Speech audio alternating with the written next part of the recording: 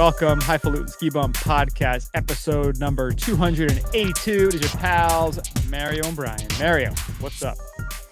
Been a long week, and I'm glad we're podcasting again. Been a rough stretch the last few weeks, I think. It's been rough, yeah. It's been we've been kind of keeping consistent with our every other week now in the summertime, as we said we would.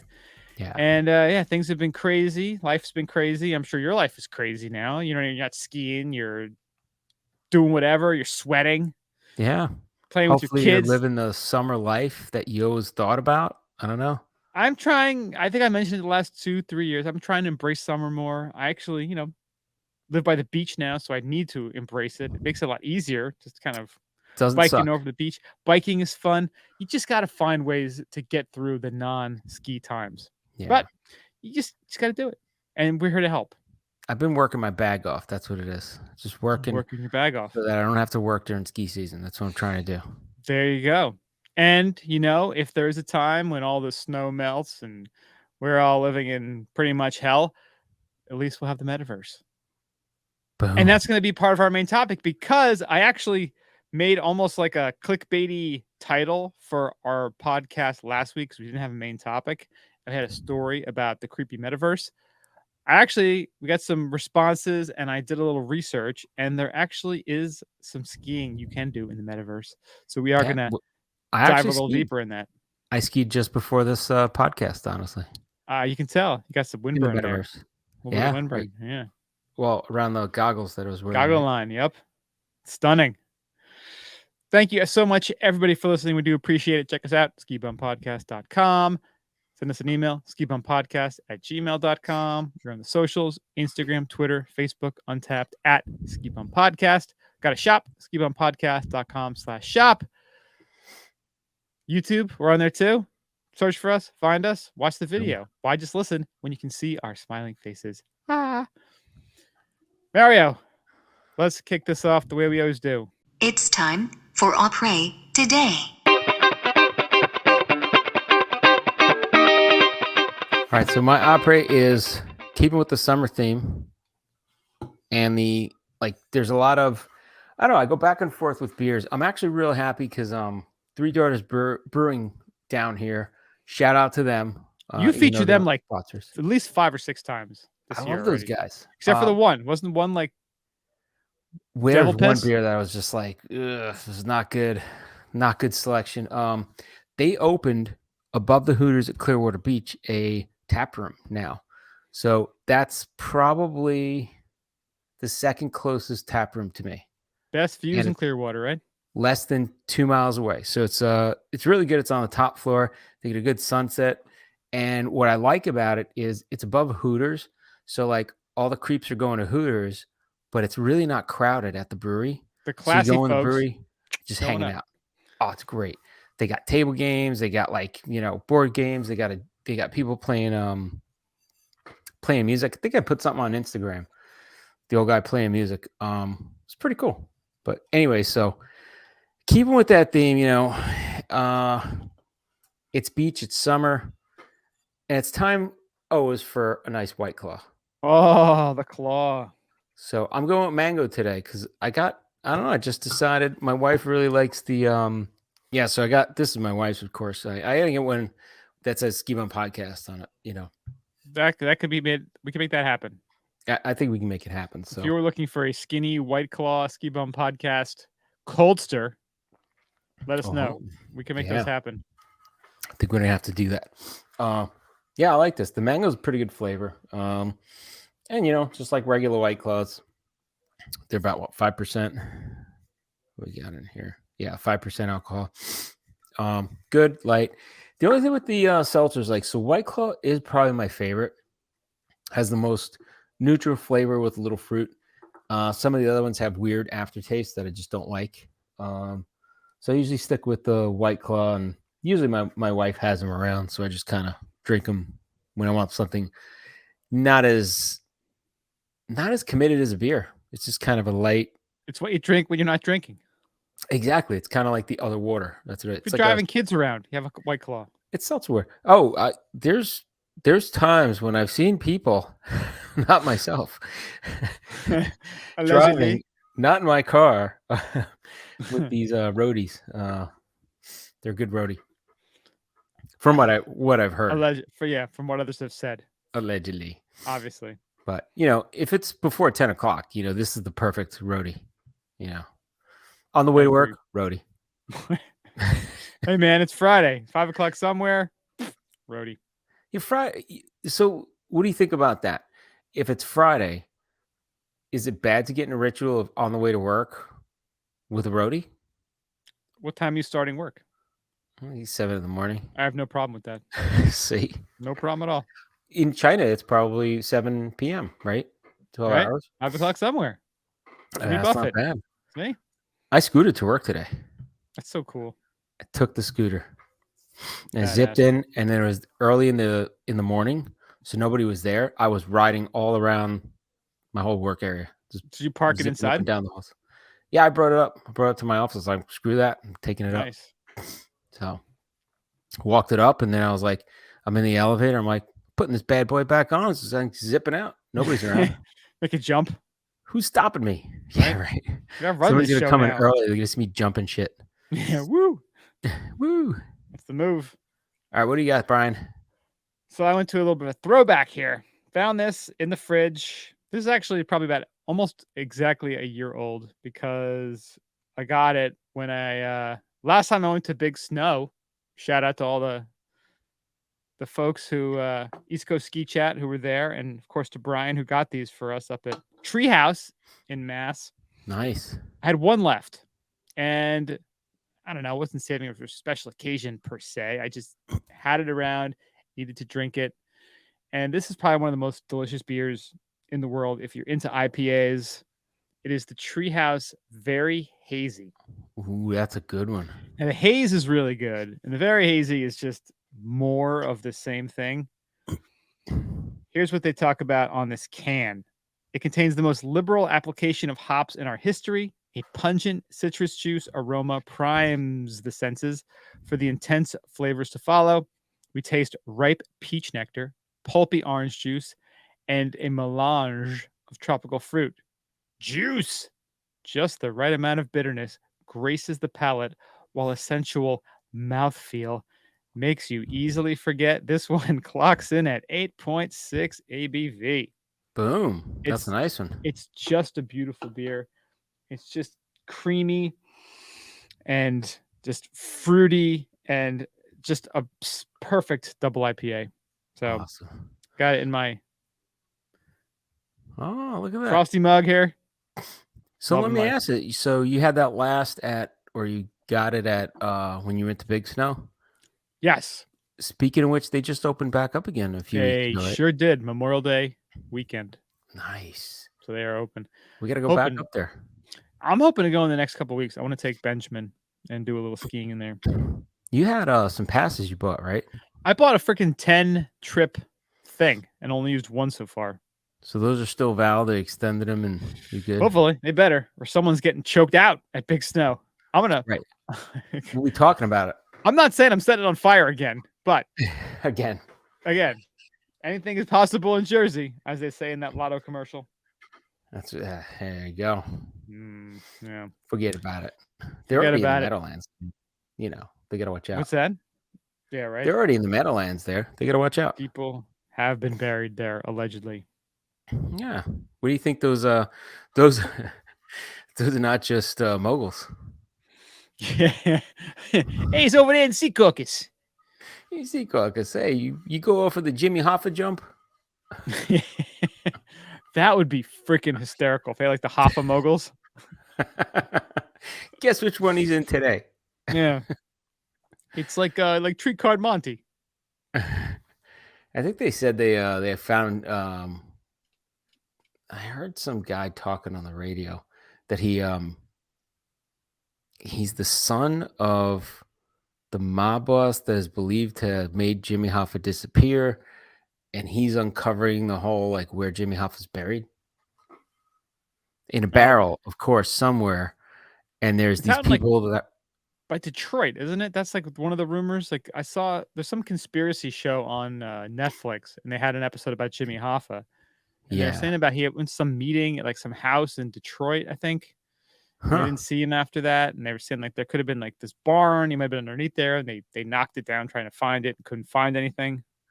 Yeah, they had all these shows trying to find it. They had a series where they were trying to track it, and I heard an interview. I forgot where I heard this interview, but the guy was talking about. I guess he's the son or nephew or some connection to the mob family, and heard where it was, checked it out himself, and then said that he wanted to wait till he's pretty certain because he just wanted to close the book on the whole story and get the body back to the family.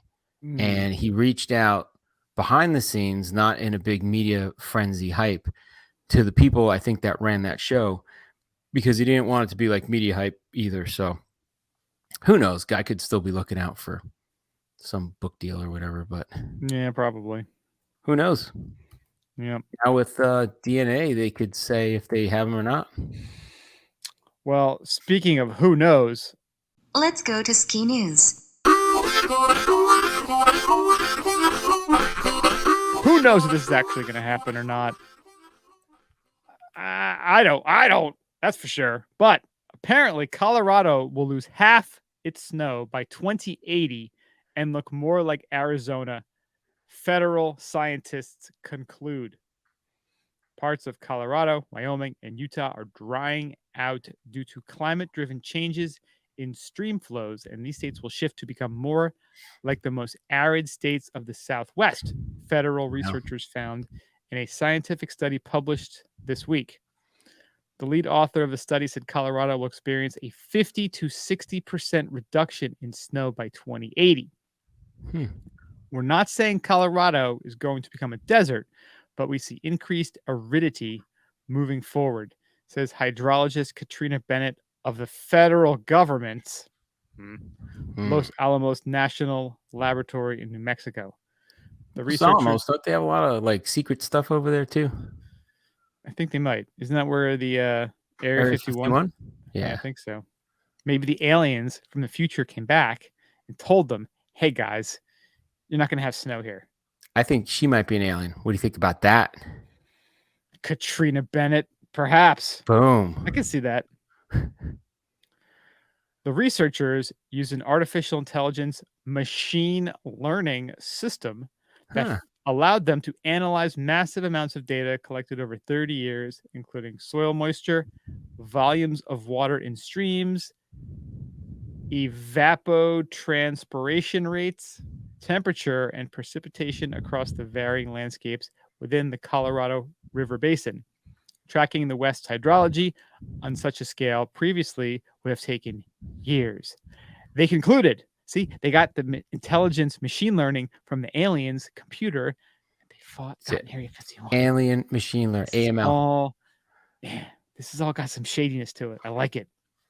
They concluded that large losses of snow will transform high elevation areas, and that the phenomenon of melting snow that creates water will disappear entirely in some areas as temperatures rise.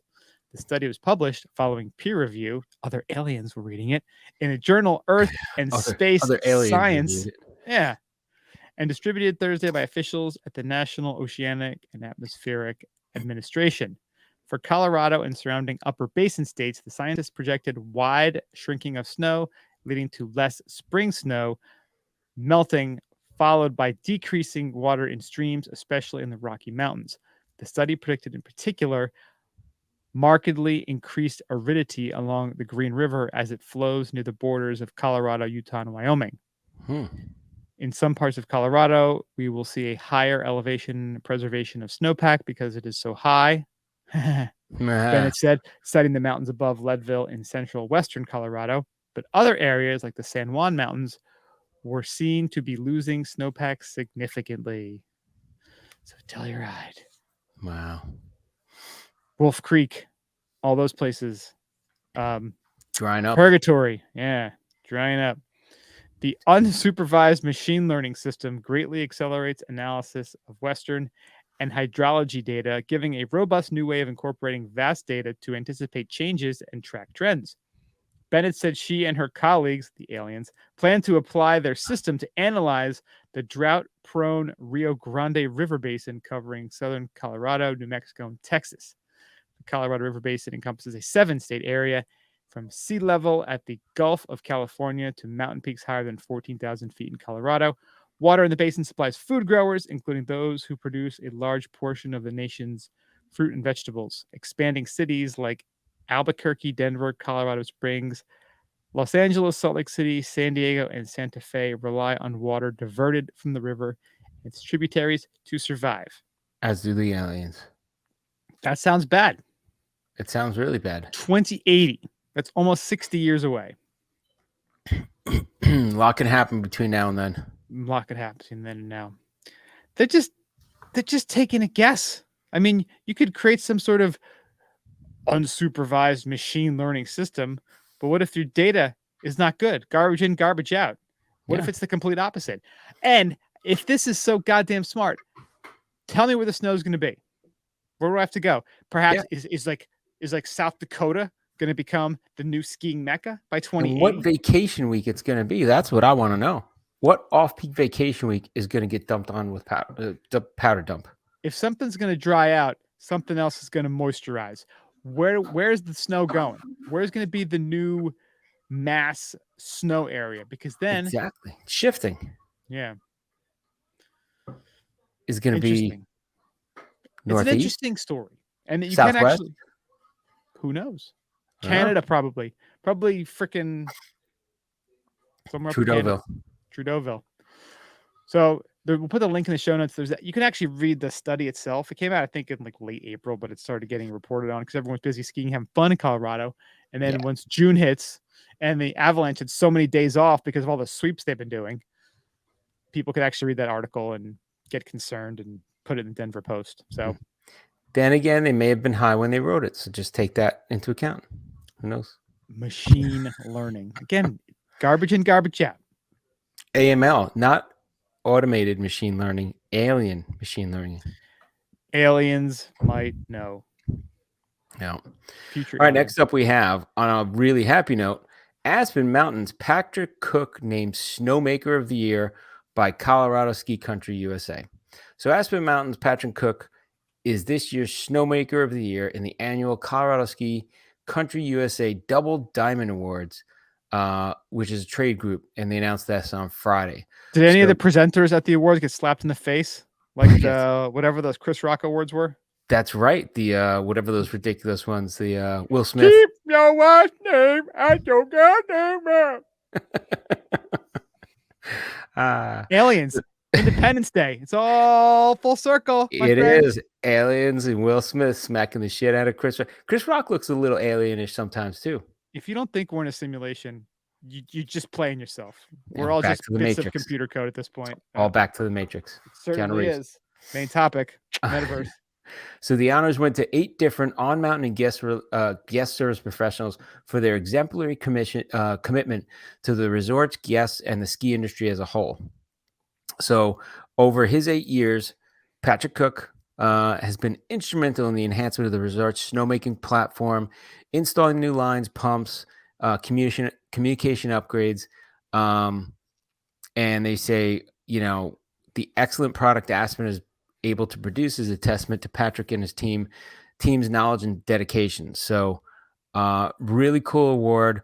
Other awards that they gave out. I wonder if he's got like a laboratory where he tests different types of water for snow. It's like Caddyshack where he's growing his own grass in his right. Like a Bermuda grass over here. You play 18 holes and you smoke the bejesus out of it.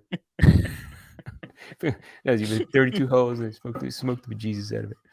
Anyway, just like adding a little bit to like cayenne pepper to it. He's like, it's not gonna work. He's like, cumin. Our snow needs cumin. That's right. Yeah. Other award recipients of the World Mountain Operations include Monarch Mountains, Cannon Thompson for Groomer of the Year. That's kind of a nice title. That's pretty badass. Now, I wonder if there's if they have rival groomers. Like they're almost coming in like the Warriors. Like they have their Monarch jackets on. That's right. Like all the guys from I'm taking you this year, man. I got it this year. How about groomer? You go in there like, yeah, I'll cut your hair. I'm groomer of the year. And then Okay, he butchers your groomer. hair like, yeah, I'm a snow groomer. Sorry, dude. Steamboat Resort had Brian Tidoldi for Terrain Master of the Year. That sounds pretty badass. That's a pretty badass award. I wonder if what's the Minesweeper? Not Minesweeper. What's the game where people build a whole bunch of crap? The digital Lego thing. Oh, Minecraft. Minecraft. That could translate to Minecraft. Copper Mountain had Michael Zender for Food and Beverage Professional of the Year. Sounds like a mafia title. Just had to throw it out there. I think they have that same title in Atlantic City and Vegas as well. Food and Beverage Professional. I like it. Winter Park's Tom Hickok for Instructor of the Year, and A Basin's Lindsay Weibold for Patroller of the Year. So very cool. They also announced Steamboat's retiring a Vice President of Human Resources, Trish Sullivan, with the President's Award, and attorney and ski safety advocate Peter Wrights with the Chairman's Award. Attorney and ski safety advocate. Yeah, that's I think by default you're a ski safety advocate as an attorney for a mountain, right? Yeah. Those are pretty cool awards. Yeah, I wonder like the second place like people.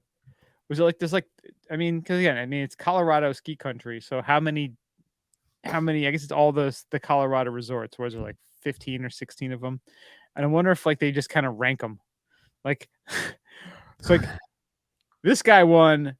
Brian Tidoldi won Terrain Master of the Year, and it's like guy from Winter Park, you got last place. Like you were the worst Terrain Master. Oh, that'd be like the they gotta have like the for like the fake, Zinger awards, like a you Razzie. got the award for the worst terrain park. Remember that loop to nowhere that you built? The semi shittiest groomer. Shittiest groomer. Remember the rocks you created on that thing? And they have that wah wah. Yeah. Remember you were building that terrain park and you put the tire in the middle of a regular run and somebody crashed into it? Ridiculous. You're terrible. You're fired. You're fired. Yeah. Well, we're keeping it in Colorado today. How about good old Rob Katz decreeing growth, not in my backyardism, owns 2021-2022 staffing issues. Storm Skiing Journal and Podcast has been given a recording of former Vail Resorts CEO Rob Katz's acceptance speech at the NSAA Awards dinner last month. How come no one like hooks us up with some like recordings, some like Watergate shit recordings? We'll post them. Oh, Watergate shit. Yeah, we got to do that. If anybody has any creepy, probably semi-illegal recordings, we'll probably play them. We'll of course play them. I'll definitely listen to them and talk about them. Mario is Deep Throat. Whoa. Hey-o. Not that.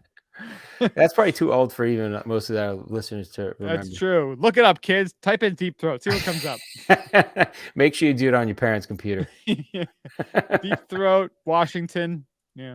And just leave the search history there. Leave all the windows open. That's right. You're going to learn today.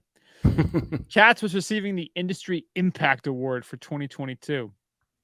The quote is, the entire narrative for this year was there's too many people. It was a big party, blah, blah, blah, blah, blah. But here's the thing that he said. He goes, I'll use my final few minutes here to get on a soapbox. What troubles me is this anti-growth narrative that's out there in this sport right now. And I think if you read that, there was no bigger story over the last year than that Vail Resorts is growing too much. There's too many people on the mountains. We heard that a little bit from some folks yesterday, and that bothers me. And the reason why it bothers me is because although it's true that this year, when we should all be super proud, we had a record year in total visits, that's barely above 15 years ago, right? We can't be in an industry that thinks that if you grow barely 1% over 15 years, we're growing too fast, right? And initially, I was super pissed off about his comment. And then I kind of thought about it a little bit more. So the pissed off part of me, think about it. We've talked about it a billion times. Vail Resorts is a publicly traded company. Their job as a fiduciary is to make maximum money for their shareholders. Of course, they want to minimize expenses, get as many people out there, make as much money as possible. That's right. The last year's Epic Pass prices, all that was going to do, they knew they were going to shoot themselves in the foot. Yeah. They knew they were having staffing issues. They knew that they were going to sell a ton of freaking passes. And I wonder, maybe, I'm sure the math is easy to do. I can't do it though. Think about what is the average price, the average day of skiing price for a person who has that pass holder. So say you got 100 days on your or let's call it $600 pass. So it's costing you $6 a day to ski. Is that good or bad for Vail? Probably they could do better. I don't know what every year. I mean, that's probably like on the lower end of per person rates. So say one person buys that $600 pass, goes 10 times. So that's $60 a day. Right. What is their average price, daily price per skier per Epic Pass? That would be an interesting metric to see. Say they jack it up. Say they doubled the price of the Epic Pass. What would the number of visits be, and what would their total profit be? That's what's the most important to them.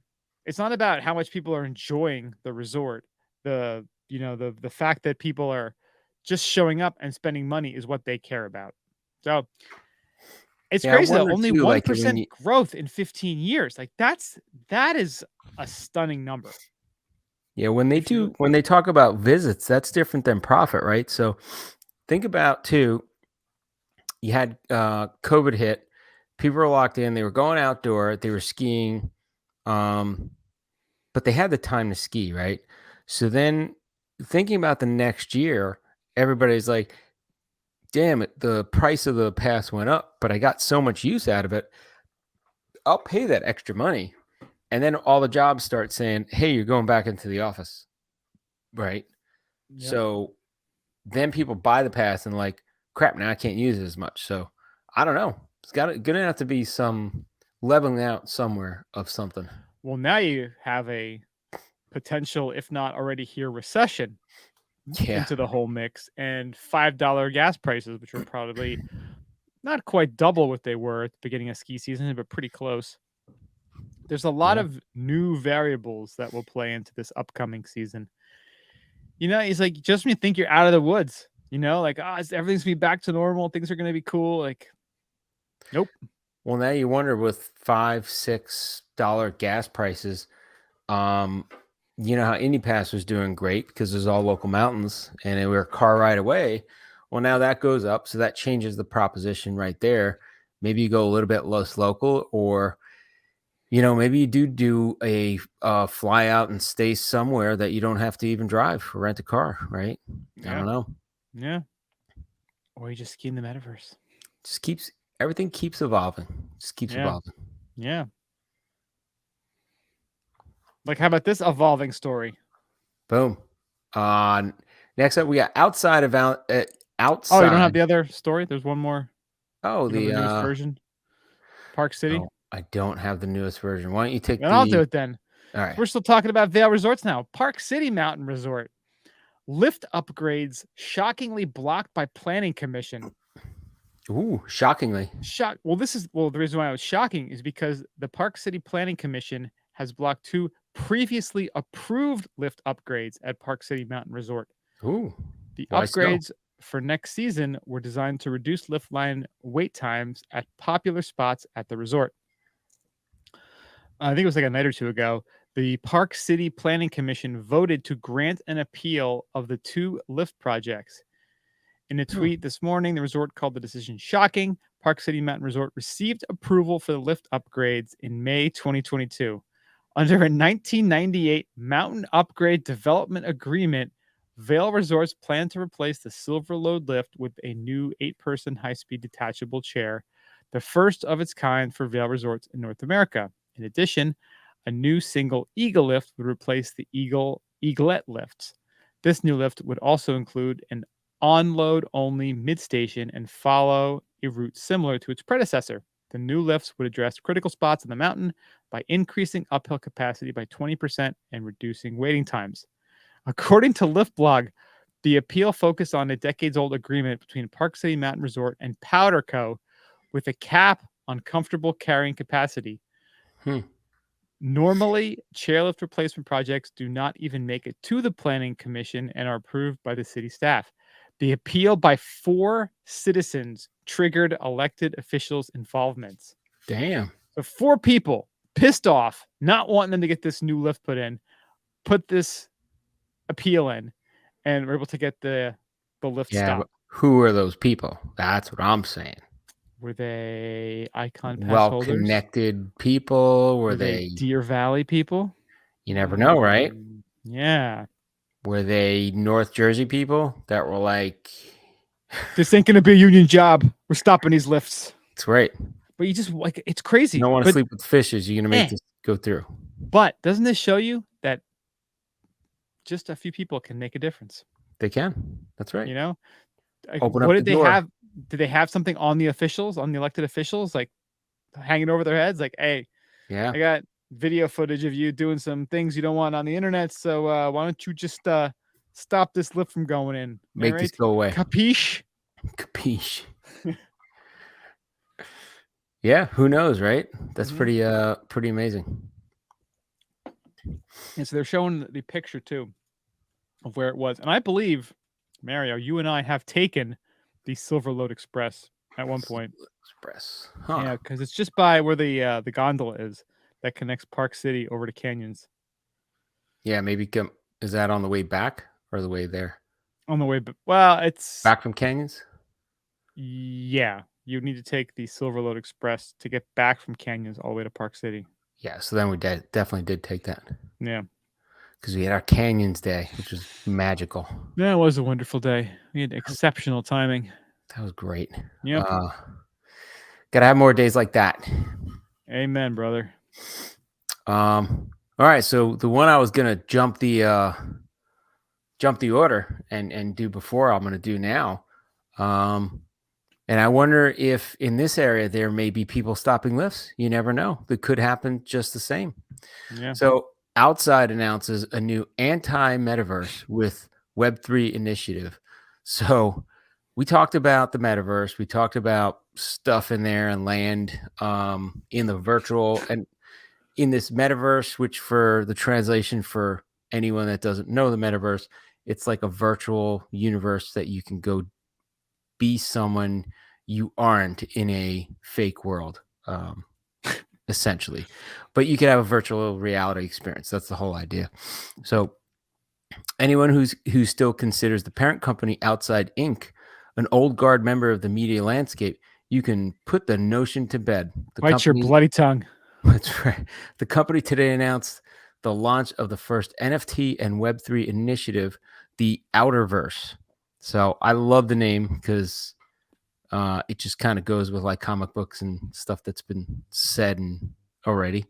Aimed at getting more people outside, promoting sustainability, and helping content creators distribute their work more profitably. The Outerverse is the first comprehensive foray into Web3 technology by a major consumer media company, according to the Boulder, Colorado-based brand. It also is meant to challenge the commonly held idea that the Metaverse and its attendant technologies are antithetical to spending time outdoors. So the concept of the Outerverse is to be anti-Metaverse, the CEO, Robin Thurston, told Fast Company. It's not my goal to get people to spend more time in VR or inside on screens. So the initiative is going to roll out in 3 parts: an NFT marketplace housed on the just launched website, outside.io, community-oriented creator platform, and an outside branded token. All will run on the Solana blockchain. So again, it's very tech-based, but the emergence of NFTs, cryptocurrency, and Web3 systems is a game-changing development for media, and the vision is that they want to harness the technologies to get the next generation of adventurers outdoors and infuse the blockchain culture with values that their followers hold dear. So it's pretty interesting. They're talking about having an Outerverse passport. and it's going to be a token that will be part of the whole membership and involvement with outside. So I think it's more so promote the branding and other outdoor brands to get people away from screens and being indoors and getting outdoor. So we'll Yeah. see. You know what? I like them trying this. I don't know if it has any chance of working. I Yeah. still don't get NFTs. Like, I get what they are. I understand it's a non-fungible token. It has a proof of ownership. I don't think we're at the spot now where it provides. Maybe thinking too Much of a analog, too value, old if school. any, right? Well, that's the thing, and I've listened. Like, I've been involved in the crypto space for probably 8 years now, and I consider myself to have a pretty good grasp on a lot of it. And one of the cool things I heard that someone said they wanted to, thought was the concept is like a token, like these non-fungible tokens. Like, imagine you're Disney, and Disney, like, if you love Disney, you could buy Disney stock. What you're owning in stock is you're owning part of the company. Imagine if they had a token though. So that was something that you bought it and you had some exclusivity, and say it gave you those fast passes at the resort. You got like a collectible, I don't know, image, JPEG, something that was like something that you could actually hold on to or project it, or maybe like a piece of art on the wall that was digital. Like, there's more things that you could enjoy in the physical space, but also being digital. Like, there Right. needs to be more to it at this point, at least. Yeah, it's very it seems very theoretical and just not based in physicality, right? Yeah, for sure. But it's a good idea to try to, I guess the idea is promoting brands and trying to bring people that live in the metaverse in a digital arena out into the real world. Now it's kind of a beacon of, hey, get into the outside world. There's an outside world out there. Don't just keep staying in the inside the metaverse. You know what I mean? I don't Yeah. know. Yeah. The metaverse is a bizarre place. And this actually could have been part of the main topic section, because the main topic is about the metaverse. Yes. And I'll tell you, like I mentioned earlier, we had that metaverse story, had nothing to do with skiing, talking about how gross and weird the people are in the metaverse right now, doing all kinds of like raping and abusing people. Banging. Everybody's just banging. Because what are you going to do in the metaverse? Like, we made the, not the metaphor, but the comparison last week or 2 weeks ago about the show Westworld. That was what Westworld is. It was, people went there to go do all the things that they couldn't do in the real world. They'd go and hook up with prostitutes. They'd go shoot people. Like, Right. that's what it was. That's what And you would these do are there. and that whole Westworld, it was ultra rich people that probably could have done that anyway, but it was an amusement park set up for them to even go wilder, right? Yeah. Yeah. You can do the things that you really just would not be allowed to do in the quote unquote civilized world. But now you're talking the metaverse, where it's an Metaverse. area that's open to anyone, right?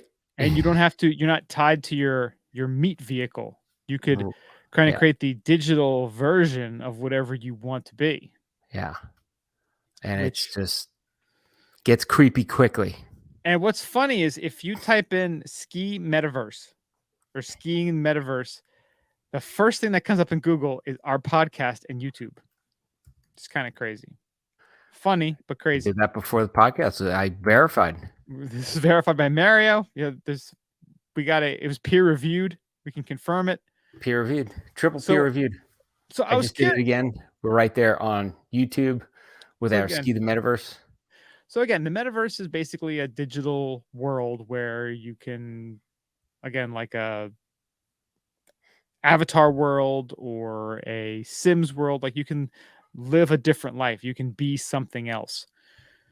So I wanted to be like, okay, well, what's in the ski metaverse? So I actually tried to find a couple videos on YouTube, and I found there's probably two that came up that were pretty highly ranked. There's a bunch of other crap in there. Did you But the find one videos of like people skiing while other people are doing sick, disgusting stuff while they're watching them, because that's Yeah. kind of like what I imagine the whole metaverse is. One was like a guy like trolling people. They're just like exploring the area. He's like, "You want to race? You want to race?" It was like almost like doing like a South Park like Cartman kind of impression. And he's Ah, like, "Let's go race." And he's like I'm just kind of like figuring this out, man. I don't want to race. He's like, whatever. He's like racing. He's like, "Hey, I won!" Like just being like an asshole, like troll.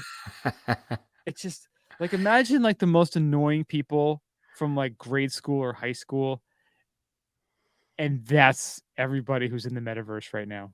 yeah, That's the just vibe I got.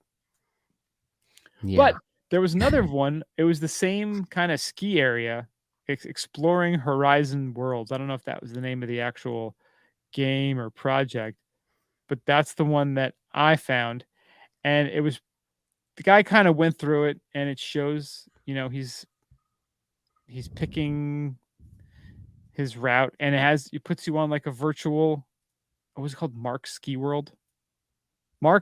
Resort World. And you hop onto the tram, and it takes you to like a ski hill, and you can go down, and there's lifts and a bunch of stuff that you can do. It's very kind of rudimentary graphic wise.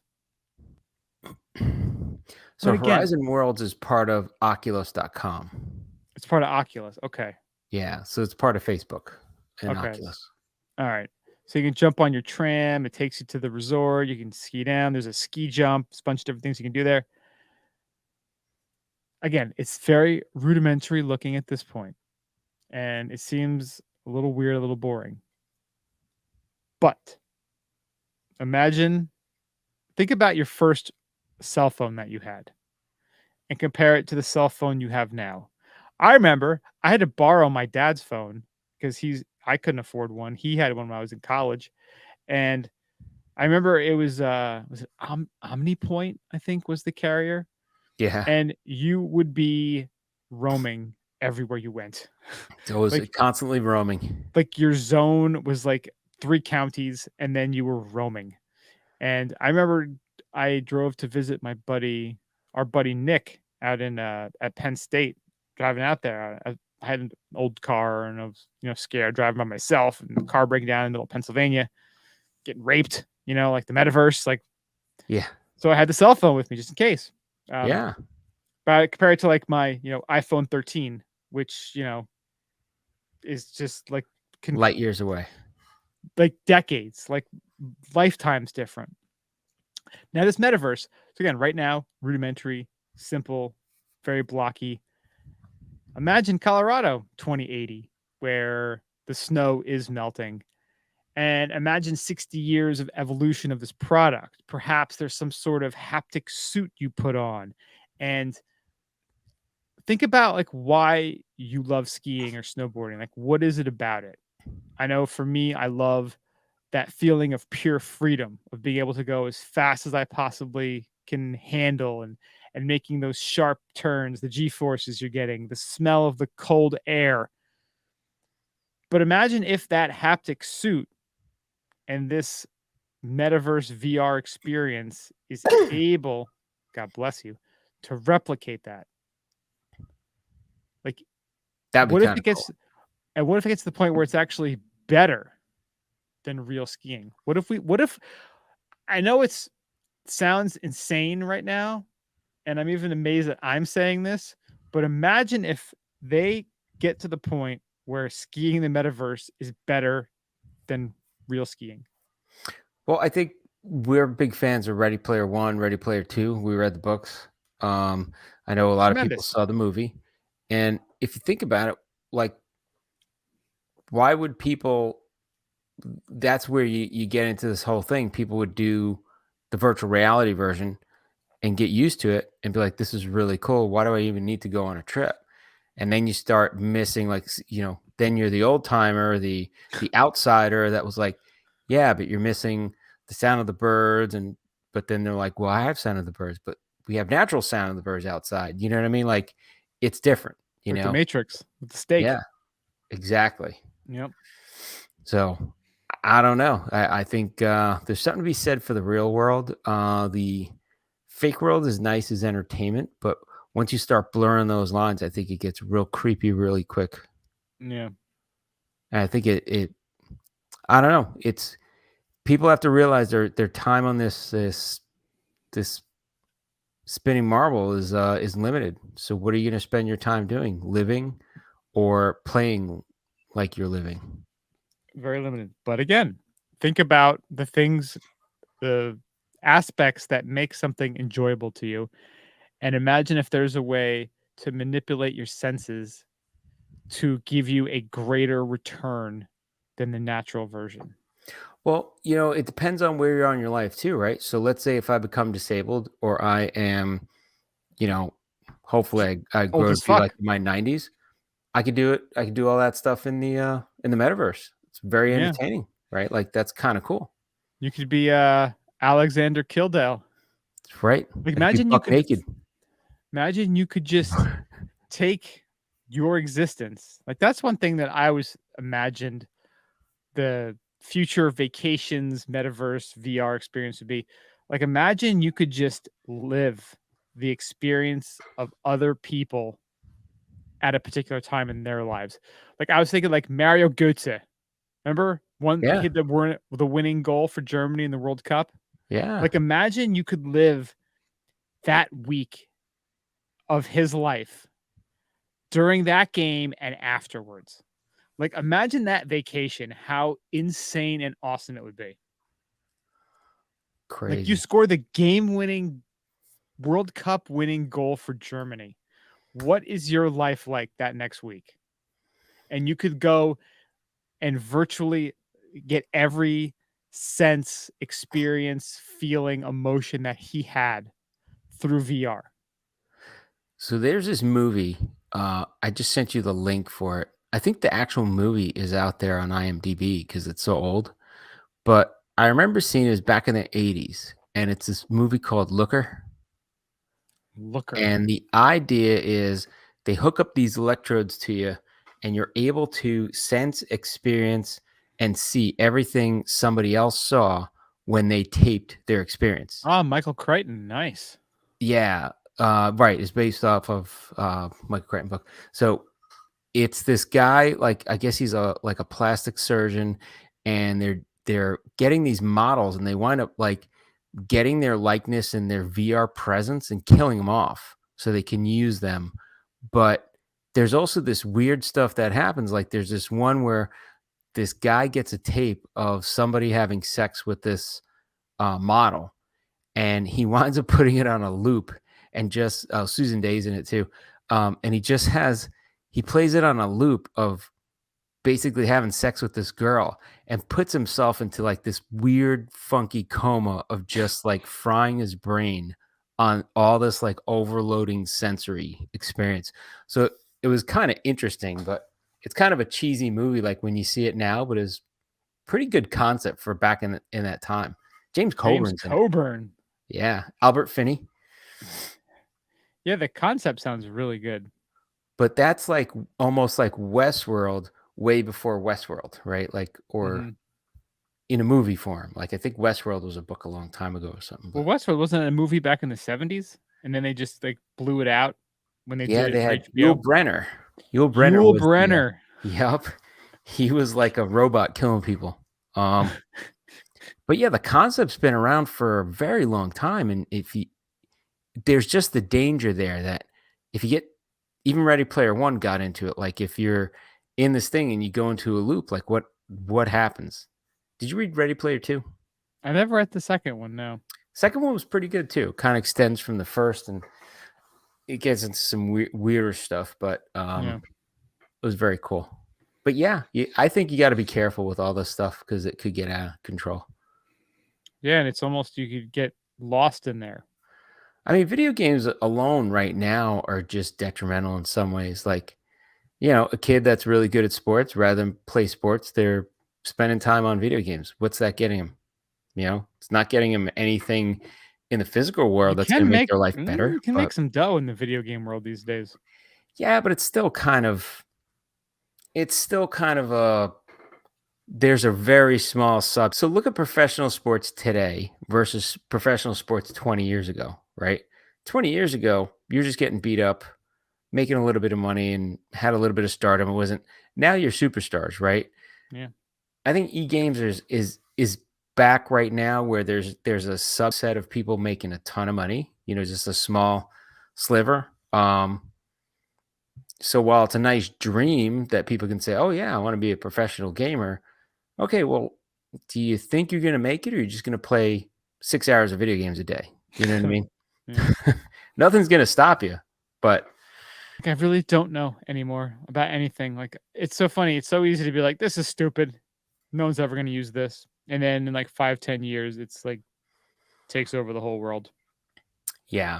I mean, think about so this Horizon World, they have the video and it's really cool. Like they show you, skiing and all. So think about them having, and they had this during COVID for biking. They had a virtual Tour de France.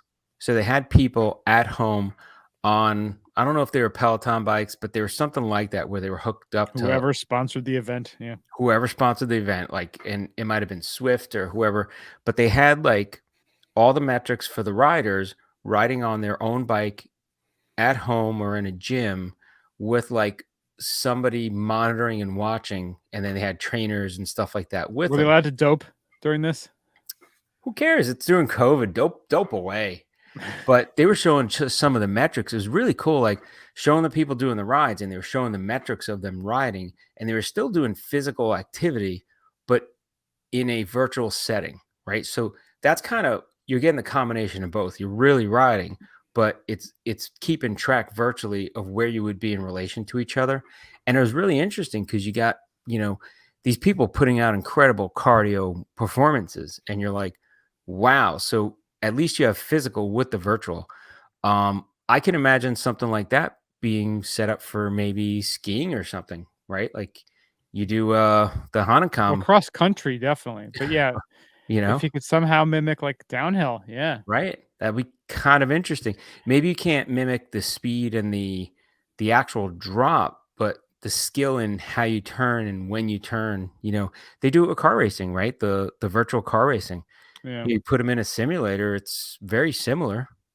Well, and think too about what else you could do in virtual that might not be doable in the real world then too. Like imagine you create an event and again you could control it where you have someone who's cross country skiing and then all of a sudden they're doing a massive downhill. Then they're doing a ski jump right into slaloms. You know, Yeah. like a forget like the Nordic combined. Do like the entire master combined, Yeah. which you could do virtually if you had the right, the right device that had the right controls. Well, think about they always try to compare like, oh, Michael Jordan compared to Kobe Bryant, compared to Shaq, compared to, and they compare, to Larry Bird, whatever, and they're trying to compare people that might just still be alive, but are very different age brackets, right? Well, if you got a skill game based on that same sport, well, now you could actually have a game that they can all play in, no matter what age they are, and kind of level that playing field of at least a part of the skill. You know what I mean? Yeah. So it's kind of interesting. You can kind of cross those boundaries, and you can extend, you can have, you know, kids at 15 playing against adults at 80, and Yeah. actually see some comparison of is there skill involved that kind of translates. It's kind of interesting when you open it up to that. Anything is possible in the metaverse. Yeah, it's possible. That's right. Yeah. Well, then you got women and men and children and old Dogs. people just all playing the same. Yeah. And whatever letters you want to put out there, they could play just the same, and could have, I don't know. They could hook up my dog to run very fast and try to beat them. Exactly. Exactly. So I don't know where this is gonna go. We'll see. I mean, we have no insights. We have no plan to build anything in the metaverse. I assure you that. Again, I get pissed off when I see all this stuff come to fruition or sort of. I was promised this all back when I was watching the Jetsons, man. It's bullshit. I've been robbed. We were promised a lot of things. Robbed. The Roomba. I remember the House of the Future is going to have this. I'm like watching. I'm like, should have happened back in the 80s. No. Yep. Got to wait till the 2000s to get a damn Roomba. We're supposed to have flying cars. Now we have Where's my flying car? My Jetson car. drag queens in every school. Yeah, exactly. Yeah. Progress. Progress. Well, if you have any insights on the metaverse, hit us up. skibumpodcast@gmail.com. Under the ropes. We got one story. We're going to the ropes. Mario, want to take this bad boy? I'm gonna let you start this one off. I got comments.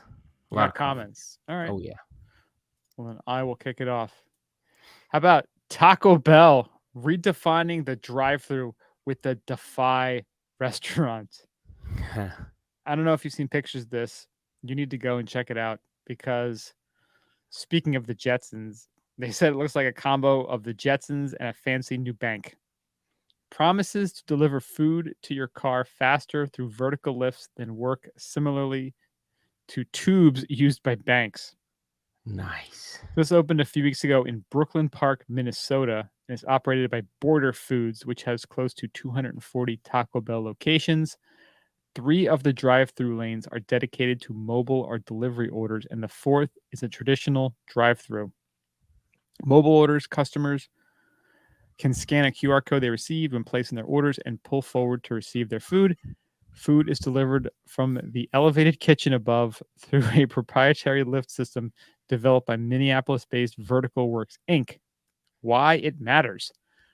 The fast food restaurant drive-through and mobile ordering have both grown since the pandemic. From February 2020 through February 2022, digital orders grew by 117%, delivery orders by 116%, and drive-through orders increased by 20%, according to the NPD Group. Wow. According to the 2021 QSR Magazine drive-through study, the average total time on a fast food line was 346 seconds. Let's do that math. Was that 6 minutes? But Taco Bell had the fastest time at 268 seconds. All right. You gotta take a look at this. Like you've seen the picture of it, right? It's pretty awesome. It's like a restaurant on stilts. Yeah. And then you have the drive-through like tubes where I'm telling you, Brian and I were talking about this, I think 2 years ago, maybe even longer, maybe like 4 years ago, where we were talking about stuffing Chipotle burritos in the drive-through of the bank. Just here you go, his burrito. Or also, I think we evolved to trebuchet. That's right. We had trebuchet. We had a Just lot of things. launching burritos. Dude, you could launch like burritos off of this top of this Taco Bell. Yep. You just drop them down. Be like, yo, man, I'll drop it into your mouth. It's like, bam, bam, burritoed. You've been burritoed. I don't know. But it's pretty cool looking. You know what this does, though? I'm looking at this, and as I'm looking at it, you know what this? It's genius because this avoids the stick up. This is like every convenience store should go to this concept because you're there at, instead of having bulletproof glass, you're just there at like, 2 in the morning, 3 in the morning. Somebody wants to buy some stuff. You just send it down the little tube. Pay for it, then I'll send it down. I ain't send it down until you pay for it. Yeah. I don't know if they said if it's a 24/7 Taco Bell or not. It should be. I hope it is. Then again, if it's like, you ever see Escape from like New York or Escape from the Bronx? Yeah. So if you're in there serving food and the gang comes up and they want the food, they just start fires around underneath it and just burn you out. Yeah. It's a bold move. Kind of gets dark. God, I would love Taco Bell right now. Yeah. I haven't had Taco Bell in a long time. What about those Star Trek things where you're supposed to push buttons and then you could have boom, materializes, right? Yeah. I want some Taco Bell right now. Boom, Taco Bell. I could eat like 6 tacos right now. Tacos. It'd be so good. I think the last time I had Taco Bell, it was at the one right off of 91 in Greenfield, Massachusetts. Huh. Because they have those Doritos shells. Oh, yeah, the Doritos Locos. Oh, my God. Is that the most genius thing ever? So I've had good and bad Taco Bell in the last, I got to say, 3 months. I think I've gotten Taco Bell like twice. One time was phenomenal, great, middle of the day. Everything was fresh, tasted great. And the other time, got it home. It was like a big, mushy, nasty mess. And I just ate it. And I was like, it did not sit well. So it just depends. And then you know what I had the other day? Chipotle. I'm back on the Chipotle wagon. I never really left the Chipotle wagon, but I still haven't been there in quite a while. I left because of the stupid bad press, and I know it was kind of fake news, pumped up bad press. But I went back to Chipotle probably like a month ago. I haven't been there much, but we went the other day, and of course, I got a burrito a few weeks ago, and that just nearly killed me. My insides just couldn't handle the amount of burrito that I ate. Uh, but then this week, I just started like get the bowl, man. The bowls are great. Oh, the Nice healthy Chipotle bowl. bowls, yeah. Yeah. The closest Taco Bell to me is open till 2 a.m. Damn.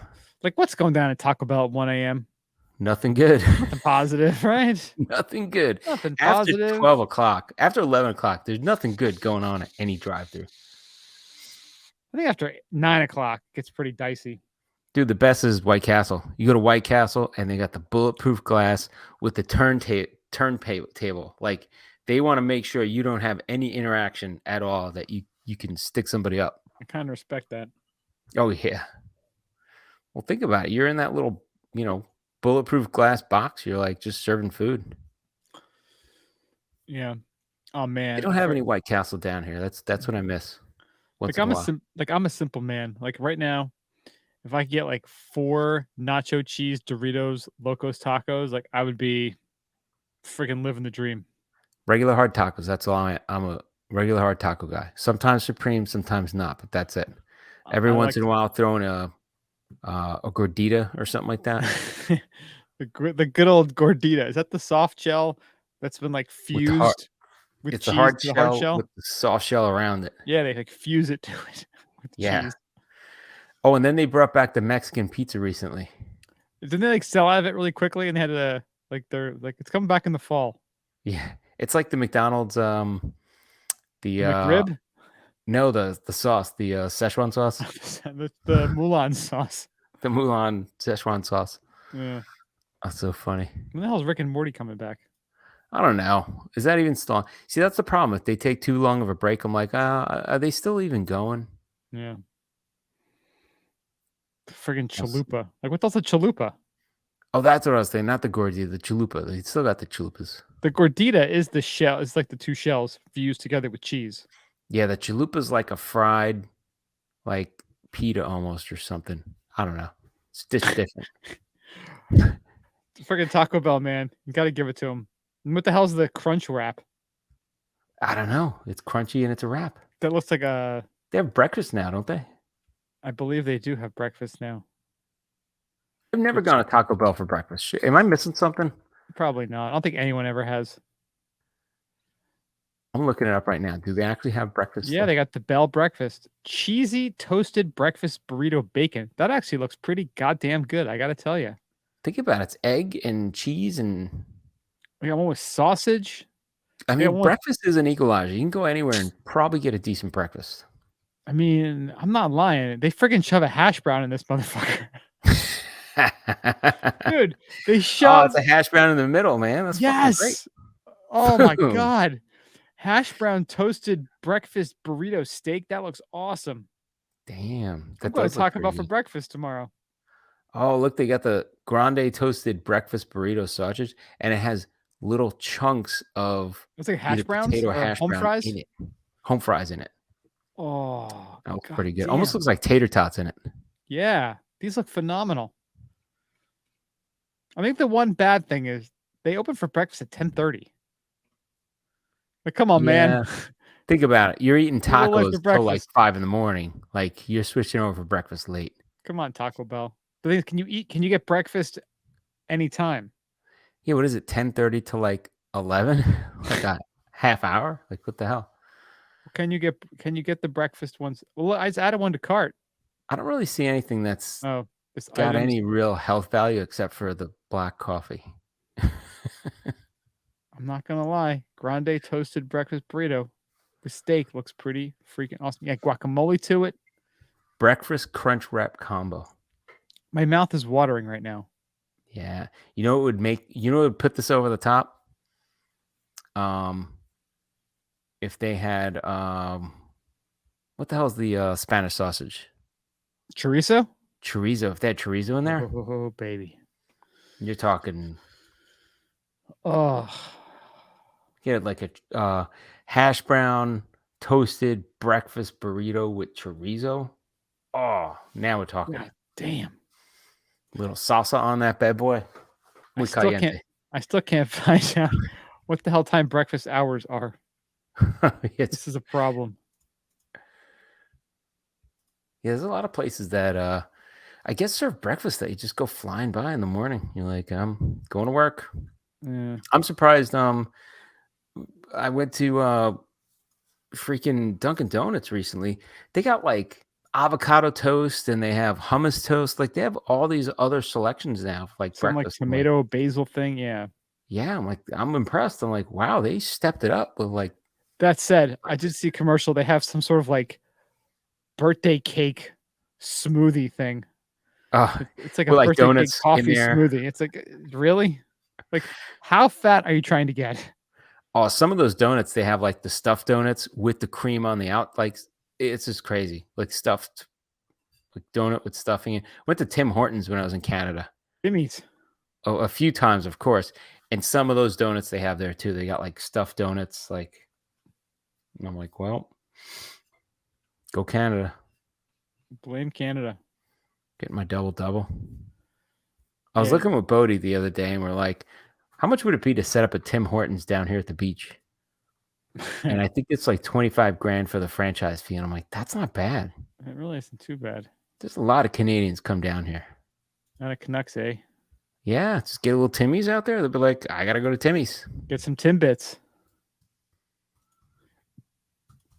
Yeah, I'm starving now. We got to wrap the podcast up. I got to go eat something.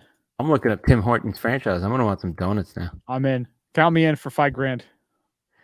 There we go. We're starting at Tim Hortons. Well, you guys got to get us the next other 20. You're good to go. Ski Bum Podcast, Tim Hortons. How about that? Maybe we just take over Tim Hortons. Like, we'll just...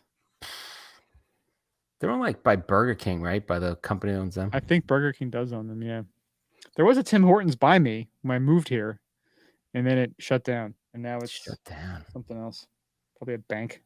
Oh, starting investment. So this was what I heard. You got to have so much in investable assets, but then there's a franchise fee. So, they're saying total investment for a Tim Hortons franchise is between $680,000 to $1.9 million. God damn. Isn't that crazy? It's a lot of donuts you got to sell. So that's the initial investment. That's crazy. A lot of donuts. Yeah. All that's a ton of donuts. We got to wrap it up. I got to go eat something now after talking about Taco Bell. Dude, you want to go through this Taco Bell drive-thru? Oh, I really do. Thank you so much for listening. We do appreciate it. Check us out, skibumpodcast.com. Send us an email, skibumpodcast@gmail.com. We got a shop, skibumpodcast.com/shop. Find us on your favorite social media apps, Twitter, Facebook, Instagram, Untapped, at Skibump Podcast. Thank you so much for listening, and we'll talk to you guys next week or so. Hey, guys, stay polluting. See ya.